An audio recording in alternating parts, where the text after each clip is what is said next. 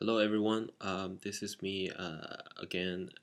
It's been a long time since I've uploaded my last video. It's about 2 months ago. I've been really busy with school and work, so didn't really have time. Um, I've got a lot of questions from you guys in my email box, in my YouTube message box. I've chosen a few most most frequently asked questions that I'm going to answer today. Let's start with what is match worn boots, because a lot of you guys got really confused. Um, to clarify, match worn boots means that the players have worn all these boots in the games or in training. Uh, Different people might have different categorization methods. For me personally, I would identify player boots into two major categories. First one is player issued boots. So for what that means is that the boots have been issued to the players, but the players haven't worn them, and this is because each player has about 3 to 4 different pairs of boots in the locker room every single game, just in case something happens. But the players are not wearing them all. For some players like David Beckham, he wears a new pair of boots almost every single game. But on the other side, you have players like Xavi or Fabregas who wears a pair of boots for as long as the sponsor lets them, or as long as the boots itself let them, before they were totally worn out. So it was funny to see Fabregas was still wearing the black and red CTR1 in the World Cup when everybody else was wearing the World Cup color. So these just the players' preferences.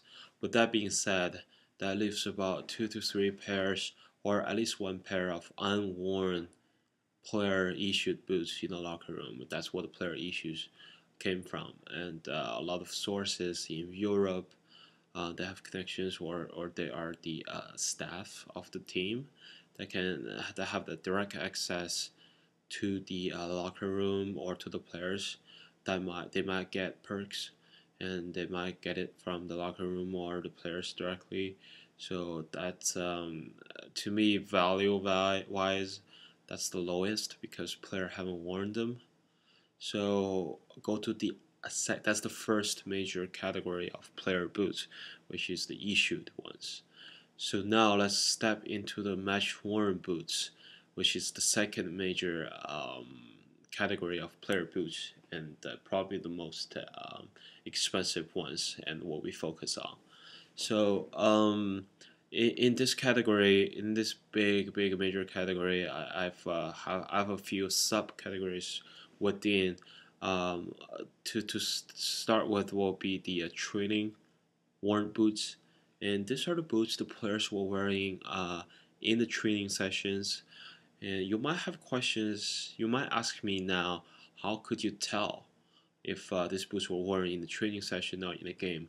I will have future videos about this on how to tell if they're authentic, and if you how do you separate them from training to sessions and games. So for now, let's just say the training match worn boots are the intro level, and price wise, they are the least expensive ones in the worn category. So that, yeah, and then one step up will be the game worn boots, and that actually has a few subcategories too. The lowest one, the intro one to the game worn boots, will be the regular league season boots. So the reason for that is because there are at least 38 or probably like 40 games, league games per year. So there are a lot of boots prepared for the players for the seasons.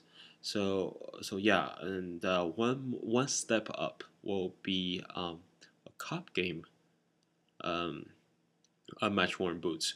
That will be like the FA Cup for British soccer, and will be like the Copa del Rey for La Liga, and because they have less games played each year, and they have it's a cup, so it's not like a season. And it's more valuable too. And a lot of times, a lot of this cup worn boots have like special customizations, including date of the game, if it's a final game, or the places. So in this category, the cup games, the Champions League finals are the most valuable ones. At least for me, because that's probably one of the most important international tournament in the world. So so now we talked about the intro level, the league season boots, the cup season boots, and now we have the most valuable ones, which are the the World Cup or Euros match worn boots. And the reason for them to be the highest will be because they have a 4 years period, and they're more valuable, and they're more rare, and there are less of them, of course. And recently in '06 and 2010 World Cups, many players have flags for their national team boots and dates of the game and all that kind of customizations, so which makes them more valuable and higher level. So these are my categorizations. And besides all these different types of game match worn boots, you can also divide the player boots into players by players, like by how famous they are. Top ones will be Ronaldo, Messi, David Beckham, Zidane, and then following them, these are the legendary ones, and following them will be probably like Kaká and Ronaldinho and those guys. And the match worn boots don't don't get mistaken, because they sometimes are not that expensive, and they sometimes are even lower than the retail versions. And I've seen a lot of pairs of match worn boots, even for famous players like Robinho, were sold for under the market boots value. So it's really Matchworn Boots is really a big name. So however you want to divide it, it's up to you. But and this is the way I kind of sort them. This is how I set my collection goals, and how I achieve them. So thank you for watching, and sorry for my accent, because English is not my first language. And I hope in the future videos I can answer more questions. Thank you.